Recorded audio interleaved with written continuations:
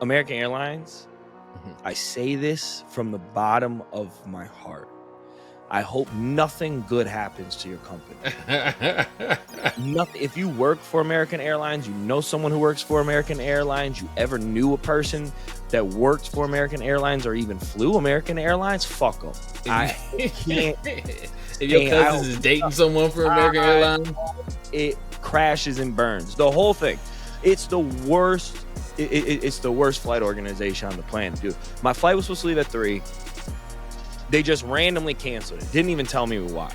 So then I hop on. There's a 4:30. Get to the 4:30. They put us on the plane. They go, hey, there's a little storm coming through. We got to wait like 20 minutes. We'll be good. 30 minutes later, they get on. They're like, hey, you can get off the plane if you'd like. Like, what? If I like? So I was like, what do you mean? They're like, it's going to be a while. And I'm looking out. Dude, it's not even that bad. I'm like, all right. So I'm like, well, I'd rather get off the plane because by this point, we've been in here for an hour. It's hot. I'm tall, so I'm crammed in. And then the guy goes, oh, by the way, just so you know, if you do get off, it's not like 100% guarantee that we'll let you back on. What are you talking about? Yeah, why offer to let me get off then? Right, this illusion of choice that I'm sure they have to say from like FAA regulations or something. Like, you got to give them the opportunity. So I'm like, well, no, I'm going to get back on this plane, dude. Like, if I hop off. So I hop off. And I go to do that. Come back, someone else is in your seat. Dude, I would have 16E, that's me. I would have lost my mind. I get off, I go talk to the dude up front, and he goes, so I'm gonna be able to get back on this plane, right? He goes, buddy, between me and you, this plane ain't going nowhere.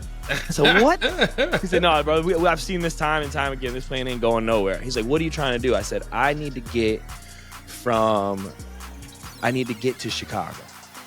That flight was supposed to take me to Indianapolis, connect me to Chicago. He goes, no, here's what we're going to do. I'm going to route you to Madison, get you back to Chicago. Yep, Madison, Wisconsin. Get you back to Chicago an hour early. You'll be in Chicago at 7, not 8. I said, oh, bro, let's go. I got all my stuff right here. Switches the flight. I go down there. That flight's delayed. Obviously, he told me it was going to be delayed because of the weather. So that flight's delayed. Delayed again. Now it's canceled because they can't find a crew. Meanwhile, the flight to Indy has already taken off. Oh my God. Oh, I could have stayed on that flight. So now they booked me on another flight. This is now my 3rd flight. Delay. You're going to be there at 10 o'clock. You'll get there at 11 o'clock. Cancel. Just straight up cancel. So I'm like, oh my God. The only thing I'm going to be able to do is cancel my American flight, buy a Frontier flight. The only other flight to Chicago that night from Philly, which is insane because these are two huge Japan into the fire. Like, right. You go on the Frontier. Right. So now I'm like, I'll fly Frontier, dude. I was just in Atlantic City. I'm tracked. So I get my flight from Frontier, and it's a 7 o'clock flight, and it's going to get me there at 9. I get there at 6:15. We're supposed to start boarding at 6:30. There's no one even working there. It still says on time. 6:30, 6:45. Plane's supposed to take off at 7, and it's still saying it's on time. Everyone's like, what the hell are we doing? It's a bunch of Chicago people about to freak out, dude. This is a wrong group of people in the Philly airport to piss off. So finally they come and they're like, hey, y'all are going to Midway, right? And everyone's like, no, O'Hare. So now everyone's more mad because now they know that Frontier doesn't know what the hell is going on. So then they correct it. They postpone that flight. They're like, it's going to be delayed until 8, delayed until 9, delayed until 10, canceled. They all tell us to go down to another gate, E9. We get there. That thing says the next flight out of here is at 12:40 in the morning, dude. By the time, then it got delayed till 1:10. Then it got delayed till 1:40. My flight out of there was at 1:40. I got to the airport at 1. I was in that airport for over 12 hours just eating dog shit, the airport food. I bought a neck pillow. I've never had a neck pillow. I was in the airport for so long. I bought a neck pillow. Got a neck pillow. Finally get on the flight. Tom Clancy book.